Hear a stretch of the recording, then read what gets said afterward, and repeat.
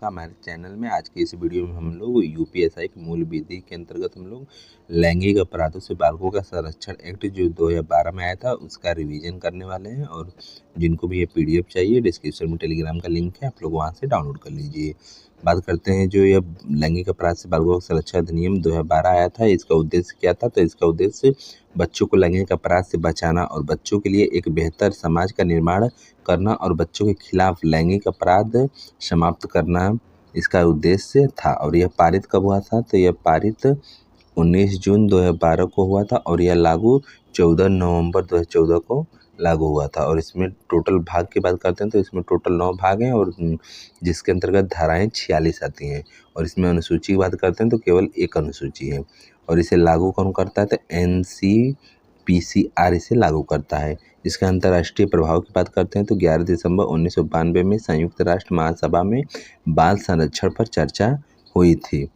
और इस अधिनियम को विशेष प्रावधान कहा जा सकता है तो संविधान के आर्टिकल 15(3) के तहत इसे विशेष प्रावधान कहा जा सकता है। बात करते हैं इसमें जो टोटल भाग है उसमें से भाग 1 की, तो भाग 1 में प्रारंभिक का उल्लेख है। इसमें इसके अंतर्गत धारा 1 से 2 तक आती है। और यहीं पे धारा 1 की बात करते हैं तो धारा 1 में जो है संक्षिप्त नाम, विस्तार और प्रारंभ का उल्लेख किया गया है। बात करते हैं धारा 2 की, तो धारा 2 में परिभाषाओं का उल्लेख है। और वहीं पे धारा 2A की बात करते हैं तो इसमें गंभीर यौन प्रवेशन हमला का उल्लेख किया गया है। इसका तात्पर्य धारा 5 के अनुसार तय होता है। नेक्स्ट बात करते हैं धारा 2B की, तो धारा 2B में है गंभीर यौन हमला। धारा 9 के अनुसार इसका उल्लेख किया गया है। और नेक्स्ट धारा 2C की बात करते हैं तो इसमें सैन्य बल सशस्त्र का उल्लेख है। इसमें भारत में कार्यरत सभी पुलिस और रक्षा दल आते हैं और इसका उल्लेख अनुसूची 1 में है। नेक्स्ट धारा 2D की बात करते हैं तो इसमें बालक की परिभाषा है। बालक की परिभाषा, बालक कौन होगा? तो जो 18 साल से कम उम्र का हो और चाहे वो लड़का या गर्ल कोई भी हो सकते हैं। नेक्स्ट बात करते हैं धारा 2D के अंतर्गत क की, तो बालक संबंधित अश्लील सामग्रियों का उल्लेख किया गया है। नेक्स्ट है कि भाग 2 की बात करते हैं। भाग 2 जो है इसमें बालकों के विरुद्ध अपराध का उल्लेख किया गया है। इसके अंतर्गत भाग 2 के अंतर्गत धारा 3 से लेकर के 12 तक की धाराएं आती हैं। इसमें बात करते हैं धारा 3 की, तो इसमें प्रवेशन लैंगिक हमले का उल्लेख किया गया है। यदि पुरुष जनांग को महिला के वैजाइना में प्रवेश कराता है तो यह एक अपराध होगा। नेक्स्ट है कि धारा 4 की बात करते हैं तो धारा 4 में उसके अपराधों का उल्लेख किया गया है। इसमें कारावास जो है 1 वर्ष से कम और आजीवन तक भी हो सकता है और जुर्माना जो है जज लगाएगा। और वहीं पे यदि बालक की आयु 16 वर्ष से कम हो तो सज़ा कम से कम 20 साल से लेकर के आजीवन तक हो सकती है और जुर्माना भी जज लगाएगा। नेक्स्ट बात करते हैं धारा 5 की, तो इसमें जो है गुरुतर का अर्थ होता है कि गंभीर प्रवेशन लैंगिक हमले का उल्लेख किया गया है। यदि प्रवेशन लैंगिक हमला किसी पुलिस या फिर लोक सेवक कर्मचारी या फिर सिविल ऑफिसर ऐसा करे तो यह गंभीर प्रवेशन लैंगिक हमले के अंतर्गत आते हैं। नेक्स्ट धारा 6 की बात करते हैं तो धारा 6 जो है इसमें धारा 5 के लिए दंड का उल्लेख किया गया है। इसमें जो है कम से कम 20 साल की सज़ा या फिर आजीवन भी सज़ा हो सकती है और मृत्यु दंड भी दिया जा सकता है। नेक्स्ट धारा 7 की बात करते हैं तो इसमें लैंगिक हमले का उल्लेख किया गया है। यदि कोई व्यक्ति गलत नियम के साथ किसी बालक के प्राइवेट पार्ट को स्पर्श करता है या करने को कहता है तो यह सब लैंगिक हमले के अंतर्गत आता है। धारा 8 की बात करते हैं तो धारा 8 जो है इसमें सज़ा का उल्लेख किया गया है। इसमें जो है प्राइवेट पार्ट को स्पर्श करेगा या करने को कहेगा तो उसमें सज़ा जो है 3 वर्ष से लेकर 5 वर्ष तक मिलेगी और जुर्माना भी लगाया जा सकता है। नेक्स्ट धारा 9 की बात करते हैं तो इसमें गुरुतर लैंगिक हमले का उल्लेख किया गया है।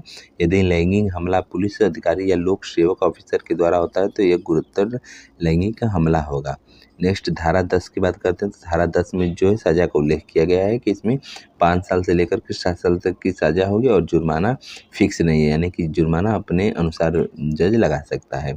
नेक्स्ट धारा 11 की बात करते हैं तो इसमें लैंगिक उत्पीड़न का उल्लेख है। यदि कोई शरीर के अंग या अंग की बनावट या किसी की ध्वनि का प्रदर्शन सेक्सुअल इंसिटेंस के कारण करता है तो वह एक अपराध की श्रेणी में माना जाएगा। नेक्स्ट धारा 12 की बात करते हैं तो इसमें है कि जेल जो है अप टू 3 साल के लिए होगी और जुर्माना तय नहीं है, यानी कि जुर्माना जज लगाएगा। और धारा 13 की बात करते हैं तो इसमें अश्लील प्रयोजन के लिए बालकों का प्रयोग का उल्लेख किया गया है, यानी कि बालक को किसी भी प्रकार के मीडिया या फिर विज्ञापन में नहीं दिखाया जा सकता जो कि अश्लील हो।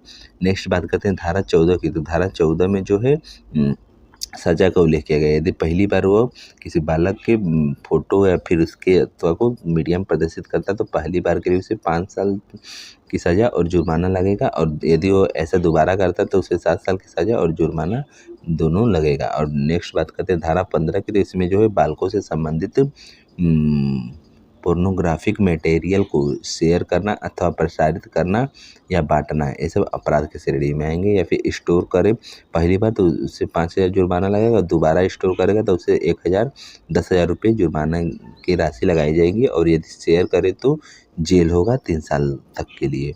नेक्स्ट धारा 19 की बात करते हैं। तो इसमें जो है बालकों से संबंधित रिपोर्ट दर्ज कराए जाने का उल्लेख है, यानी कि विशेष किशोर पुलिस यूनिट या फिर लोक पुलिस स्टेशन में ही उसका रिपोर्ट दर्ज कराया जाएगा। धारा 20 की बात करते हैं तो इसमें होटल, लॉज, रेस्टोरेंट में किसी बालक के साथ सेक्सुअल सिक्योरिटी होती है तो वहाँ के कर्मचारियों को विशेष किशोर पुलिस यूनिट में जानकारी देना आवश्यक होगा। नेक्स्ट धारा 22 की बात करते हैं। तो इसमें यदि पोक्सो एक्ट के तहत किसी अन्य व्यक्ति पर झूठा आरोप लगाया जाए तो 6 माह की सज़ा होगी और जुर्माना या फिर दोनों को एक साथ लगाया जा सकता है। नेक्स्ट धारा 24 इसमें है कि बालकों के स्टेटमेंट को रिकॉर्ड किया जाना। ये बालक के निवास स्थल पर रिकॉर्ड किया जा सकता है, या फिर बालक जहाँ ज़्यादातर रहता है या फिर बालक के पसंद के जगह पर रिकॉर्ड किया जा सकता है, और इसे रिकॉर्ड एसआई रैंक करेगी। इसमें महिला अधिकारियों को ही प्राथमिकता दी जाएगी। यदि महिला अधिकारी नहीं है तो फिर उसके बाद कोई अन्य पुरुष व्यक्ति भी कर सकता है, लेकिन वह एसआई रैंक का ही होगा। और बालक रात में थाने में बालक को नहीं बुलाया जाएगा। नेक्स्ट धारा 25 की बात करते हैं। तो इसमें मजिस्ट्रेट द्वारा बालक का स्टेटमेंट लिए जाने का उल्लेख है।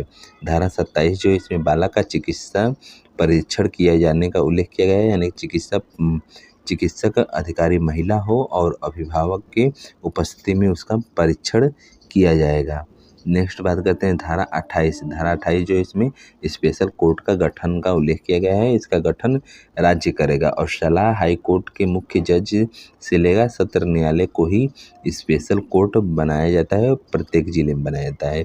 धारा 32 की बात करते हैं। तो इसमें विशेष लोक प्राधिकारी का गठन धारा 33 से इसकी शक्तियाँ मिलती हैं। और धारा 35 की बात करते हैं। तो इसमें मामले के निपटारे का समान समय सीमा का उल्लेख है, और केस दर्ज के 1 साल के भीतर ही मामला निपटाया जाना चाहिए, और रिकॉर्ड या प्रूफ को 30 दिन के अंदर ही दिया जाना चाहिए। धारा 36 जो है इसमें प्रूफ देते समय बालक अपराधी से दूर रहेगा। और नेक्स्ट धारा 37 की बात करते हैं। तो धारा 37 जो है कार्रवाई का बंद कमरे में किया जाना का उल्लेख किया गया है, चाहे तो चिकित्सक और अभिभावक और वकीलों के साथ अन्य कमरे में भी कार्रवाई हो सकती है। नेक्स्ट बात करते हैं भाग 9 की। तो भाग 9 जो है इसमें धारा 39 से 46 तक का उल्लेख किया गया है। तो इसमें जो धारा 39 है उसमें इस एक्ट के बारे में लोक जागरण करना, यह सेंट्रल या फिर स्टेट करेगा, या फिर मीडिया या फिर न्यूज़पेपर या फिर प्रोग्राम के माध्यम से किया जा सकता है। धारा 44 की बात करते हैं। तो अधिनियम की क्रियान्वयन की जिम्मेदारी एनसीपीसीआर के द्वारा होगी। इसमें राज्य और केंद्र दोनों भागीदारी लेंगे। नेक्स्ट धारा 45 की बात करते हैं। तो धारा 45 जो इसमें कानून बनाने की शक्ति इस एक्ट पर केंद्र की होगी। इसमें जो टोटल सर ने मुख्य एक्ट कराए थे वे सब मैंने रिवीजन करा दिया। बाकी जिनको भी ये पीडीएफ चाहिए डिस्क्रिप्शन में टेलीग्राम का लिंक है, आप वहाँ से डाउनलोड कर लीजिएगा। बाकी आप लोगों को ये रिवीजन का वीडियो कैसा लगा कमेंट में ज़रूर बताइएगा। मिलते हैं नेक्स्ट वीडियो में। धन्यवाद।